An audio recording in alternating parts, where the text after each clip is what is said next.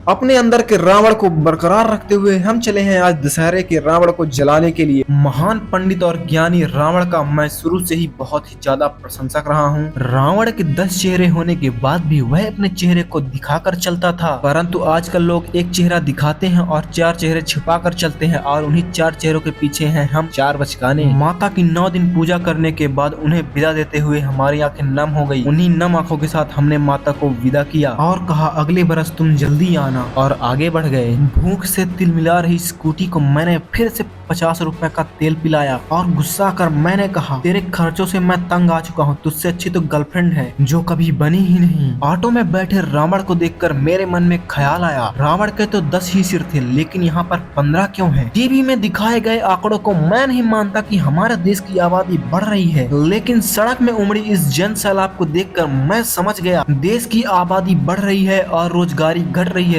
जरूर इसके पीछे पप्पू का हाथ है। सॉरी मोदी जी का 2.5 किलो का हाथ है। मैं मोदी जी से गुजारिश करना चाहता हूं कि वह अपने 2.5 किलो के हाथ का उपयोग करके इस 2500 ग्राम के छपरी को मारकर इस देश को छपरी मुक्त कर दे, क्योंकि इन्हीं छपरी लोगों की वजह से आज दानिश भाई हम लोग के बीच में जिंदा नहीं है। मुझे इतना तेज जाता हुआ देख पुलिस ने मुझे रोकने का प्रयास किया लेकिन मैं विफल रही और उन्होंने इंटरपोल बुलाकर मेरा रास्ता रोकने का प्रयास किया, लेकिन वह भी मेरी स्पीड के सामने धराशायी हो गई।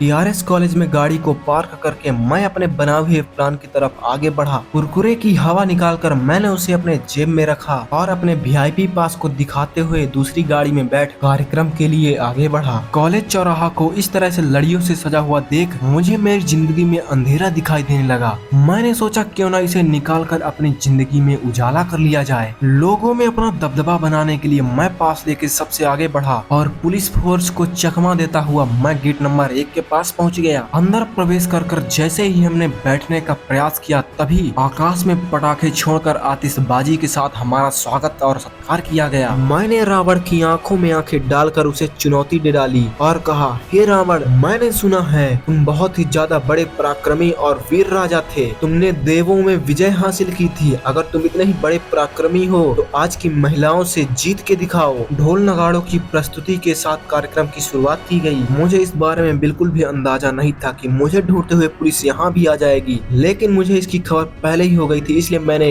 पास में बैठी लड़की का दुपट्टा उड़कर छिप गया। प्रभु श्री राम के जयकारे के साथ कार्यक्रम की शुरुआत की गई। मुंबई से आए प्रसिद्ध गायक उदय सिंह ने जैसे ही लोगों से पूछा, क्या आप मुझे जानते हैं? लोगों ने अपने हाथ खड़े कर दिए, कहा, हम तुम्हें नहीं जानते हैं, कौन हो तुम, भागो यहाँ से। लोगों के मुंह से ऐसी बातें सुनकर उदय सिंह को बहुत ही ज्यादा गुस्सा आया और उन्होंने गुस्से में आकर सोफे में खड़े होकर लोगों के ऊपर चिल्लाने लगे। उदय सिंह के कंठों से मधुर गीत सुनकर बुजुर्गजन नाचने लग गए। बूढ़े तो बूढ़े, बच्चों के भी पांव थिरकने लग गए। लोगों के हाथों में मिट्टी का दिया न होने की वजह से लोगों ने अपने हाथों से स्मार्ट दियों को जलाया और प्रभु श्री राम को आमंत्रण दिया। राधा और कृष्ण अपने नृत्य की प्रस्तुति देते हुए स्टेज के नीचे आए और नीचे बैठे हुए भक्तजनों के ऊपर फूलों से बरसात की। राधा रानी के नृत्य में अपना साथ देने के लिए महिलाओं ने भी अपना हाथ आगे बढ़ाया। बच्चे मन के सच्चे, जो इनको कार्यक्रम में न ले जाए वही सबसे अच्छे। अपने परिवार वालों से बिछड़कर यह लड़की स्टेज में पहुंच गई और अपने परिवार वालों को बुलाने लगी, लेकिन लड़की समझकर इसके परिवार वाले इसको यहीं पे छोड़ के घर चले गए। घोड़ा गाड़ी के साथ प्रभु राम और अनुज लक्ष्मण का आगमन हुआ। ट्रैक्टर की सवारी के साथ हमारे रीवा के राजा पुष्पराज सिंह के पुत्र का भी आगमन हुआ। मेरी उनसे जान पहचान होने की वजह से उन्होंने आते ही मुझे प्रणाम किया।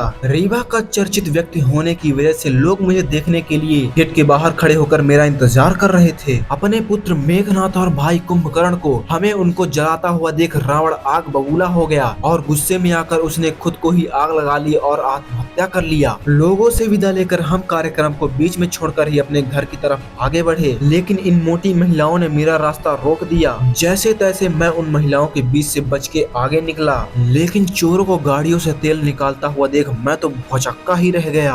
मैं एनसीसी ग्राउंड से निकलकर टीआरएस कॉलेज की तरफ आगे बढ़ा। मैंने सोचा अब जब मैं अंदर आ ही गया हूँ क्यों ना एक क्लास को अटेंड कर लिया जाए, लेकिन मेरे सामने चल रही सुंदर कन्याओं को देखकर मैंने अपना रास्ता ही बदल लिया। पार्किंग में घुसते ही मैंने सोचा क्यों ना अंधेरे का फायदा उठाकर किसी दूसरे की गाड़ी को पार कर दिया जाए। ज्यादा अंधेरा होने की वजह से पास में खड़े काले व्यक्ति को मैं देख नहीं पाया और उसी की गाड़ी को चुराने का प्रयास करने लगा। छोटी जगहों में रास्ता बना के निकलने का एक्सपीरियंस आज मेरा यहाँ पे काम आ गया। वहाँ से निकलकर शमशान घाट के पास पहुँचते ही मैंने सोचा क्यों ना भूतों के साथ रेस लगाई जाए। भूत को देखते ही मेरी फट गई और मैं मंदिर पहुँच गया। मंदिर से निकलकर मैंने भूत को गाली देकर कहा हट भूतनी के, और हनुमान चालीसा पढ़ते हुए अपने घर पहुँच गया। मैं देता हूँ अपनी वाणी को विराम। आप सभी को जय श्री राम।